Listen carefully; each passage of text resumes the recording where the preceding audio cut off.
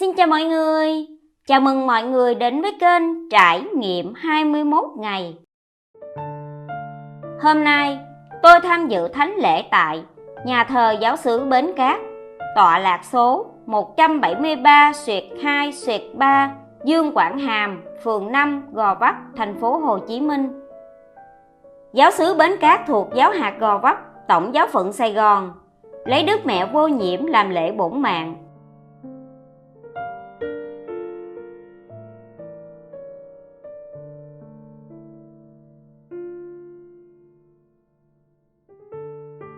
Dựa vào trang Giáo xứ Giáo họ Việt Nam, tôi sẽ chia sẻ đôi điều về lịch sử của giáo xứ Bến Cát cho các bạn biết nhé. Vào năm 1955, có 33 gia đình Công giáo, gốc làng Phùng Khoan, địa phận Hà Nội, thuộc trại định cư Bác Ái, do cha Hựu làm giám đốc, tới lập cư ở vùng đất hoang vu này, còn gọi là khu H của trại định cư, chuyên sản xuất nông nghiệp. Cha Hựu chỉ định ông Nguyễn Văn Tịnh làm khu trưởng. Khi đã ổn định cuộc sống, nhưng đời sống tinh thần còn thiếu thốn vì xa nhà thờ, giáo dân ước ao có một nhà nguyện và có dịp mời các linh mục về cử hành thánh lễ hàng tuần. Rất may, nhân dịp có cha An Tôn Nguyễn Đăng Khoa, giáo sư Đại chủng viện Pio 12 về đây lập trại chăn nuôi cho chủng viện.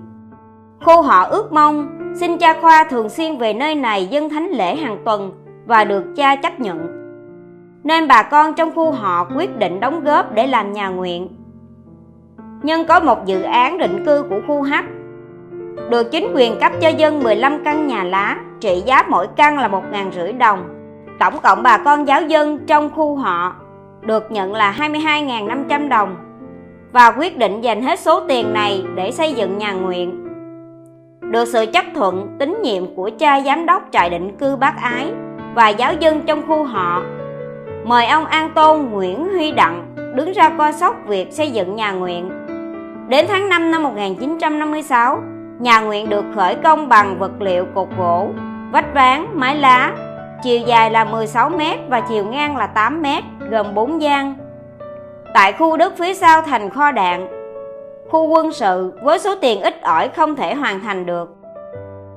Ông An Tôn Nguyễn Huy Đặng kêu gọi giáo dân đóng góp thêm và xin quý vị hảo tâm đóng góp. Đã thu được tổng cộng là 8.000 đồng và nhà nguyện đã hoàn tất vào cuối năm 1957.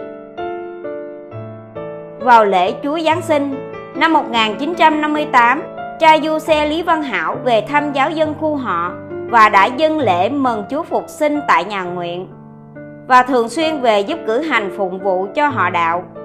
Sau đó, Ngài đã góp ý với quý chức là giáo dân càng ngày càng đông mà nhà nguyện lại nhỏ hẹp. Vị trí nhà nguyện không thuận lợi vì sát ngay kho đạn khu quân sự, nên động viên giáo dân tiết kiệm, khi có điều kiện sẽ mua đất và xây dựng lại một nhà thờ lớn hơn. Được sự khích lệ của quý cha, ông An Tôn Nguyễn Huy Đặng mời gọi ông Du Xe Đỗ Văn Tuân tham gia vào công cuộc. Giáo dân và các nhà hảo tâm quyên góp tiền để mua đất xây dựng nhà thờ. Cuối năm 1961, Ban hành giáo đã tìm mua khu đất có 2 căn nhà của một gia đình người Hoa, và ông bà U Văn Chúng cũng sang nhượng một phần đất còn lại. Một phần đất ông bà dâng cúng nhà thờ. Vị trí khu đất nằm gần cạnh ngã tư Bến Cát như hiện nay.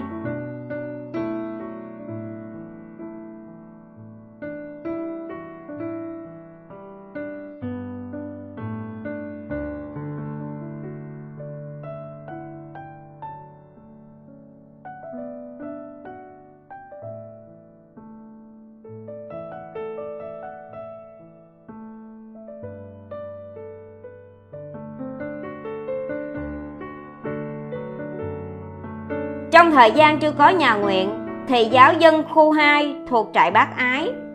Khi xây dựng xong nhà nguyện thì thuộc giáo xứ Thánh Du Xe Gò Vấp. Lúc cha Lý Văn Hảo về tạm giúp họ đạo, Ngài xin cha Du Xe Nguyễn Văn Lai tách khu H ra khỏi xứ Thánh Du Xe và xin gia nhập vào xứ Bến Hải để thuận tiện cho giáo dân đến nhà thờ. cha Lai đồng ý và cha Du Xe Nguyễn Kế Phú, giáo xứ Bến Hải đã chấp thuận.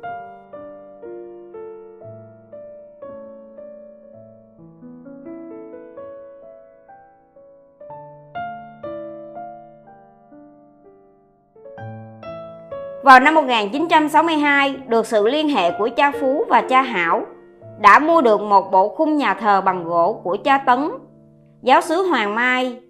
Cha Phú chia bộ khung này cho hai họ đạo Bình Lợi và họ đạo Bến Cát thuộc giáo xứ Bến Hải.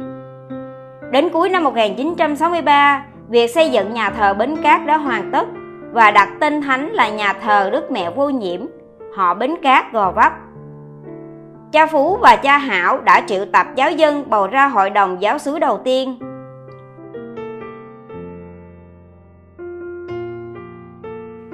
Sau khi xây dựng nhà thờ Bến Cát xong, cha hạt trưởng Nicola Huỳnh Văn Nghi xuống giáo xứ Bến Cát thăm hỏi giáo dân. Với kiến nghị của cha Phú và hội đồng giáo xứ Bến Cát cùng với giáo dân, xin cha hạt trưởng phân ranh các giáo xứ Gò Vấp, Sao Mai, xứ Thánh Du Xe, xứ Bến Hải và xứ Bến Cát. Để dễ dàng làm việc coi sóc giáo dân, cha Du Xe Nguyễn Kế Phú giao lại giáo xứ Bến Hải cho cha Gioan Bautista Nguyễn An Hòa làm cha xứ Bến Hải. Cha Phú về chăm sóc giáo xứ Bến Cát cho đến khi cha đau yếu. Nhờ cha già Chấn về phụ giúp giáo xứ một thời gian ngắn, rồi ngài đổi đi nơi khác. Vào giữa năm 1964, vì tuổi già, cha Phú xin về hưu tại dòng Đồng Công Thủ Đức và nhờ cha Hòa chánh xứ Bến Hải mời cha Du Xe Trần Văn Bình quản lý địa phận Hải Phòng về giúp giáo xứ Bến Cát.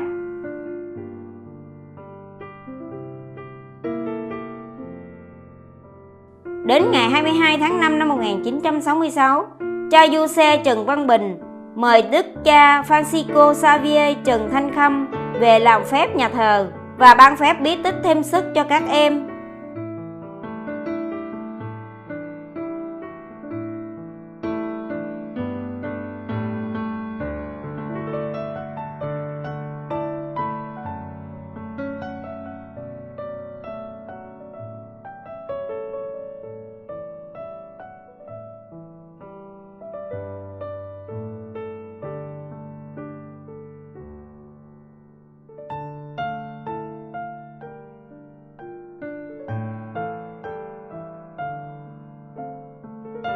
Cảm ơn các bạn đã xem xong video clip này.